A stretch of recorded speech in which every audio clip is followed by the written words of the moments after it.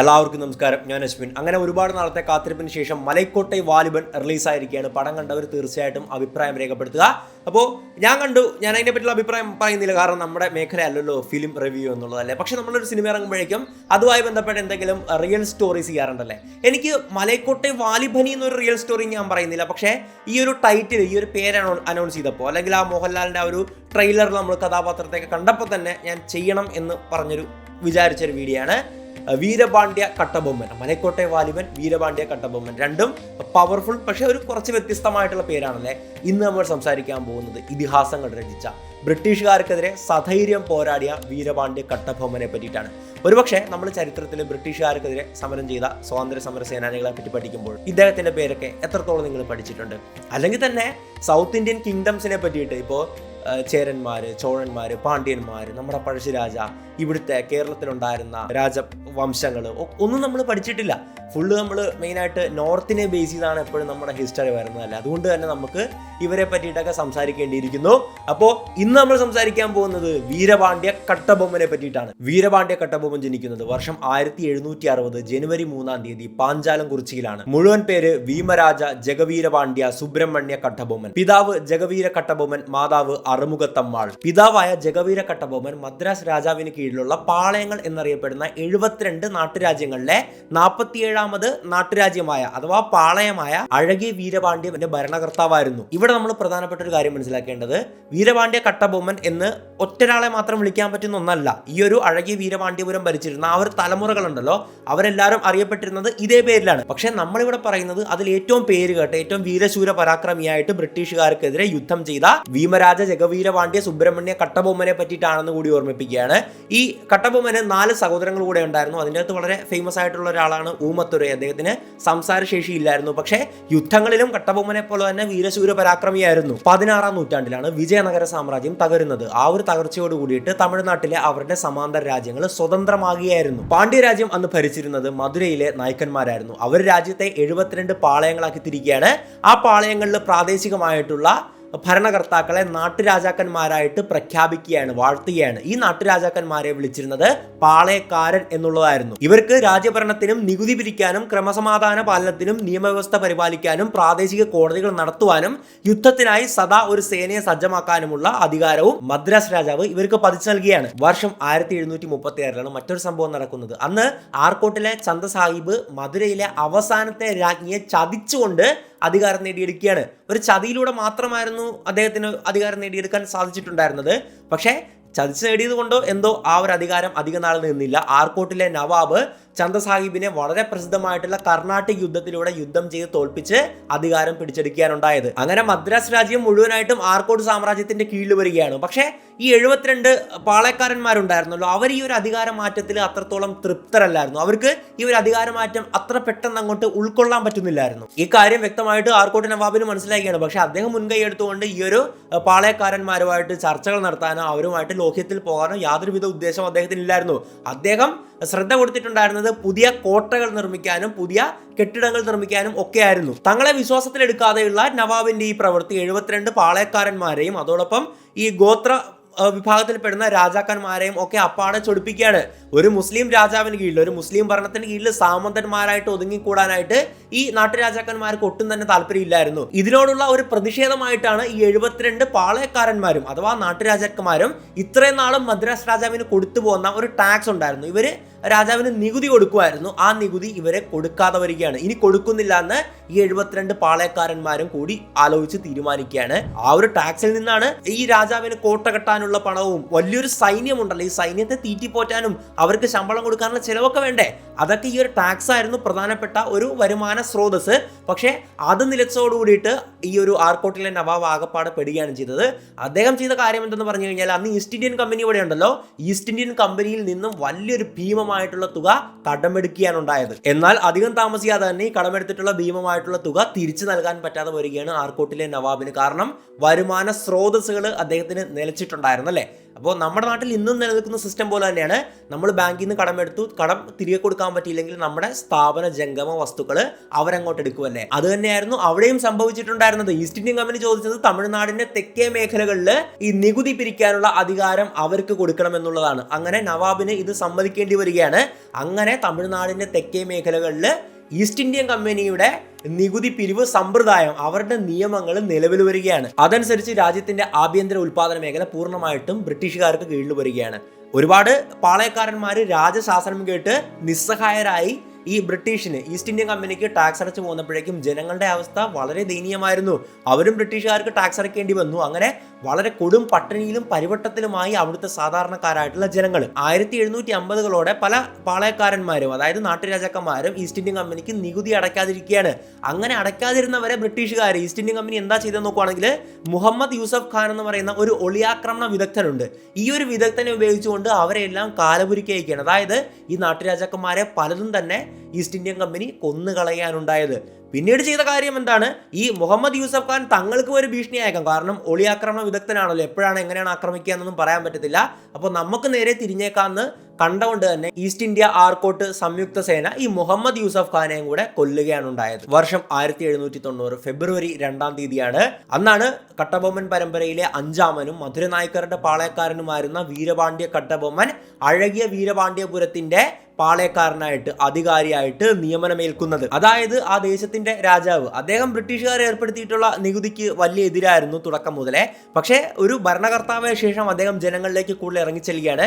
അദ്ദേഹം മനസ്സിലാക്കിയാണ് ബ്രിട്ടീഷുകാർ ഏർപ്പെടുത്തിയിട്ടുള്ള ഈ നികുതി അവിടുത്തെ ജനങ്ങളെ വളരെയേറെ ബുദ്ധിമുട്ടിക്കുകയാണ്. നല്ല പ്രതാപത്തിൽ ഉണ്ടും ഉറങ്ങിയും ഒക്കെ കഴിഞ്ഞിരുന്നവർ ഇന്ന് കഴിയുന്നത് പട്ടിണിയിലും പരിവട്ടത്തിലുമാണെന്ന് വീരപാണ്ഡ്യ കട്ടബൊമ്മൻ മനസ്സിലാക്കിയാണ്. അതിന്റെ പ്രധാന കാരണമാകട്ടെ ഈ ഒരു നികുതിയായിരുന്നു, കൊള്ള നികുതി, കഴുത്തറുപ്പൻ നികുതിയായിരുന്നു ഈസ്റ്റ് ഇന്ത്യൻ കമ്പനി അവിടുത്തെ സാധാരണക്കാരായിട്ടുള്ള ജനങ്ങളിൽ നിന്ന് പോലും പിരിച്ചുകൊണ്ടിരുന്നത്. ഇതോടെ വീരപാണ്ഡ്യ കട്ടബൊമ്മൻ ചെയ്ത കാര്യം എന്തെന്നാൽ ഈസ്റ്റ് ഇന്ത്യൻ കമ്പനി കളക്ടർക്ക് ഇംഗ്ലീഷിൽ ഒരു കത്തയക്കുകയാണ്. ആ കത്തിൽ പറഞ്ഞിട്ടുള്ളത് ഇപ്രകാരമായിരുന്നു: തങ്ങളുടെ രാജ്യത്തിന്റെ പരമാധികാരത്തിനെതിരും അവിടുത്തെ ജനങ്ങളെ അധിക്ഷേപിക്കുന്നതിന് തുല്യമായിട്ടുള്ള ഈ കഴുത്തറുപ്പൻ നികുതി ഞങ്ങൾ ഇനി തരില്ല, ഇനി അണപ്പൈസ തരില്ല എന്നുള്ള തരത്തിൽ ഒരു പ്രതിഷേധ ലെറ്റർ ആയിരുന്നു ഈസ്റ്റ് ഇന്ത്യൻ കമ്പനിയിലെ കളക്ടർക്ക് അയച്ചിട്ടുണ്ടായിരുന്നത്. കളക്ടർ കട്ടബൊമ്മനെ നേരിട്ട് കാണണമെന്നും ചർച്ച നടത്തി പരിഹരിക്കാം എന്നൊക്കെയുള്ള കുറിപ്പടികൾ അയക്കുകയാണ്. പക്ഷേ കട്ടബൊമ്മൻ അതൊന്നും വില കൊണ്ടില്ല. അതിന് വ്യക്തമായിട്ടുള്ള കാരണമുണ്ട്. അവസാനം മറ്റൊരു അറിയിപ്പിൽ പറയുകയാണ്, രാമനാഥപുരത്തെ സേതുപതി രാജാവിന്റെ കൊട്ടാരത്തിൽ വെച്ചിട്ട് നമുക്ക് കൂടിക്കാഴ്ച നടത്തിക്കൂടെ, നമുക്കിത് ചർച്ച നടത്തി പരിഹരിച്ചൂടെ എന്ന് കളക്ടർ ഒരു കത്തയക്കുകയാണ്. പക്ഷേ ഈസ്റ്റ് ഇന്ത്യൻ കമ്പനിയുടെ ചതി നമ്മൾ ഓർക്കേണ്ടിയിരിക്കുന്നു. ആ ഒരു ചതിയൊന്നും കട്ടബൊമ്മന്റെ അടുത്ത് വില പോകുന്നില്ല. കട്ടബൊമ്മന് കൃത്യമായിട്ട് അറിയായിരുന്നു ഇതൊരു ചതിയാണ്, അങ്ങനെ പോയിക്കൂടാന്നല്ലേ.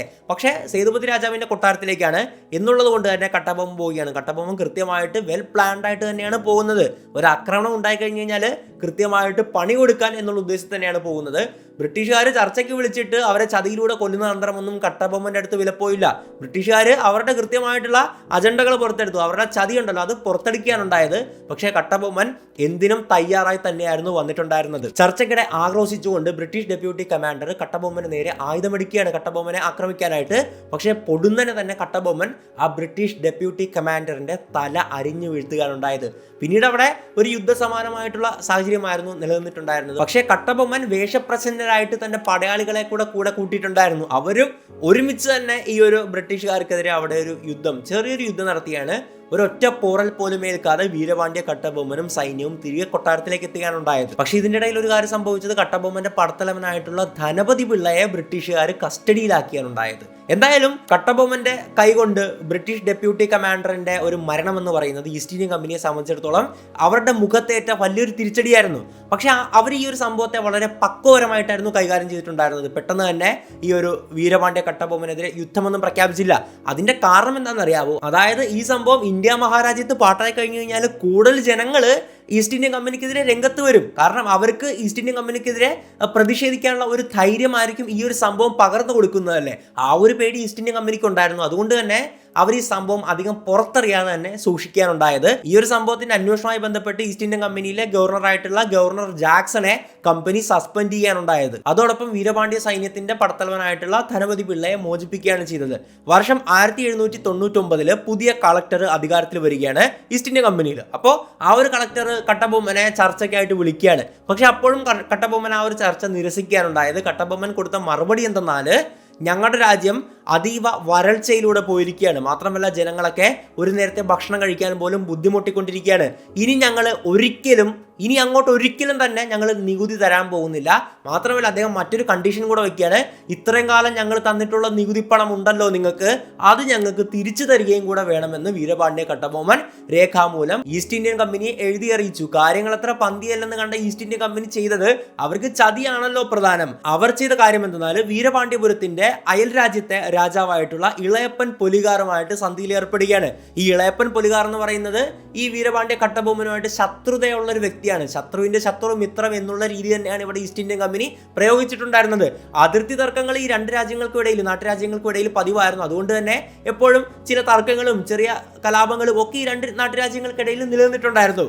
ബ്രിട്ടീഷ് ഈസ്റ്റ് ഇന്ത്യൻ കമ്പനി ഇതൊരു അവസരമായി കണ്ടു. അതോടൊപ്പം തന്നെ വീരപാണ്ഡ്യ കട്ടബൊമ്മന്റെ ശത്രുവായിട്ടുള്ള അയൽ രാജാവ് ഇളയപ്പൻ പൊലികാറും ഇത് വലിയൊരു അവസരമായിട്ട് കണ്ടു.